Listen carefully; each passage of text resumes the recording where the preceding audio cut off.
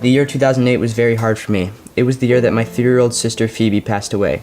She drowned in a freak accident at our neighborhood pool in August. When I got the news that she had died, I kept asking, why did this have to happen to me?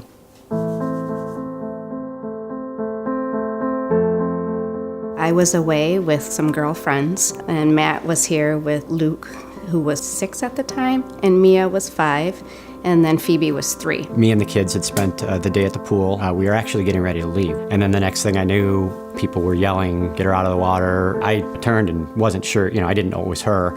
And then when I saw it was her, obviously just panic sets in. I just remember looking around at all the kids and I'm like, I don't see Phoebe, my little sister. Everyone was just telling us to stand back, and I don't know, she wasn't responding. And we went to the hospital, and she was pronounced dead when we got to the hospital. There was a lot of, crying, just lots and lots of questions. How could this happen? What are we going to do now? How can we go on?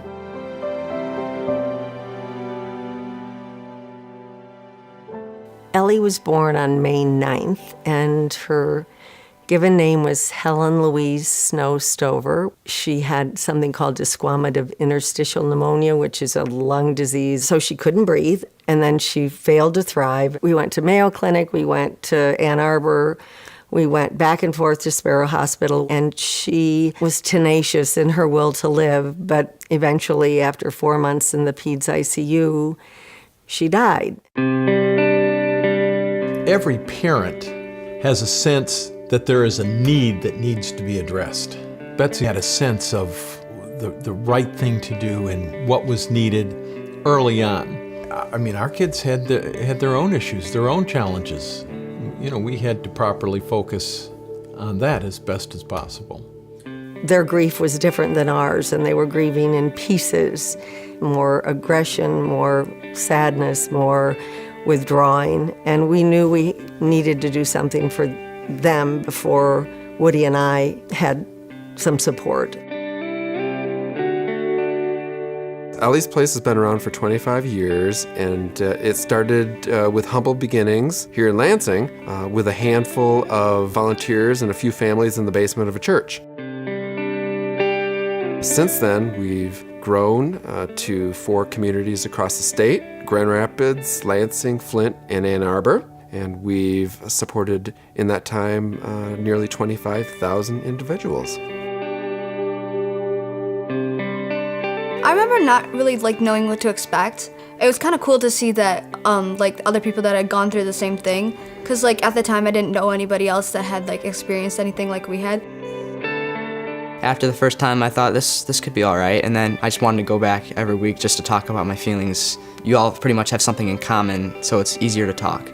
They would be so excited to go and to talk to the friends that they had met there that are also going through something very similar that they had gone through. When a child goes to school, they can't talk about mom or dad dying. So we create that space for them to be able to do that. What happens in group stays in group. And we take that very seriously at Ellie's Place. By developing that code of safety, they build trust and feel comfortable in sharing whatever it might be.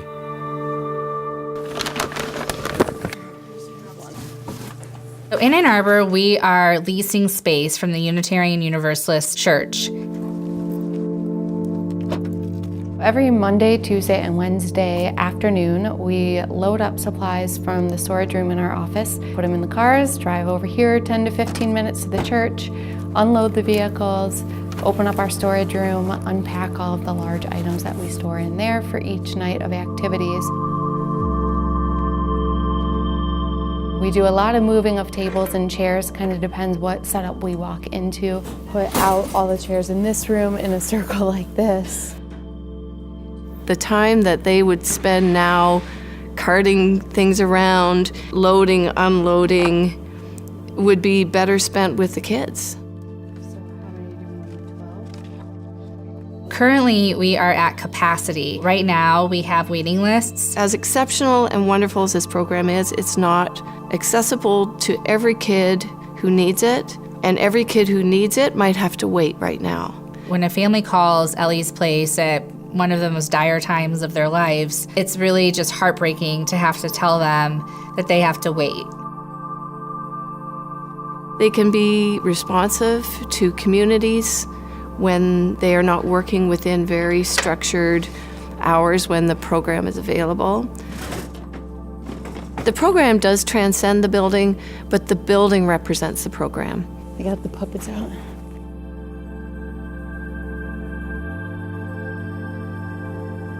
We were greeted and introduced, and my middle daughter, who was 6 at the time, who coincidentally is named Ellie, refused to go.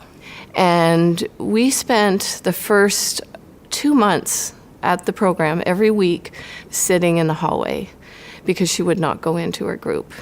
As wonderful as the church was to provide that place, it was still a church hallway. Not through any fault of the program or of the church, but it just wasn't Ellie's place in the hallway.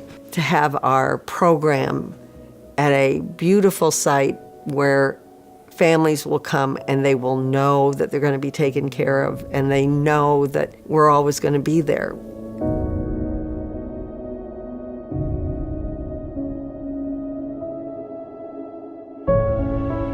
Downtown Plymouth has a little walk of memory trees, and they do it every year. And we ask families and friends to write just something that they remember about Phoebe or they missed about Phoebe on little notes, and then we attached them to pictures and we hung them on the tree.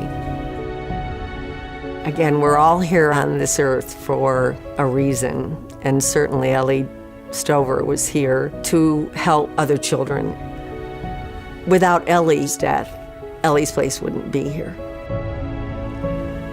You know, it made me very proud of my mom and dad, and, you know, of the incredible legacy that an 11-month life has had on so many people. Yeah. But Ellie's place is a journey to joy. For some, it's a really long walk. This was a high school essay in his 10th grade composition class, and most of it was all about Ellie's place and how much it meant to him that he was able to go there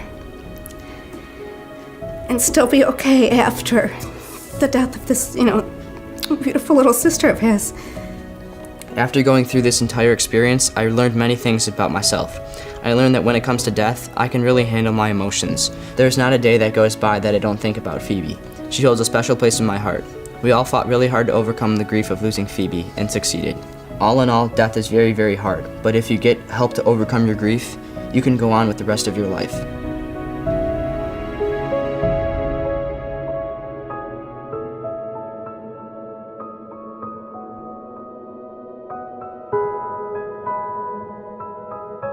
Every year, thousands of children in our community need help overcoming their grief. These children and teens should not have to wait. That's why the time for Ellie's Place to have a customized grief center is now. A place that is specifically designed with healing in mind, and a place that will meet the needs of our community and ensure that no family will have to wait to begin their healing.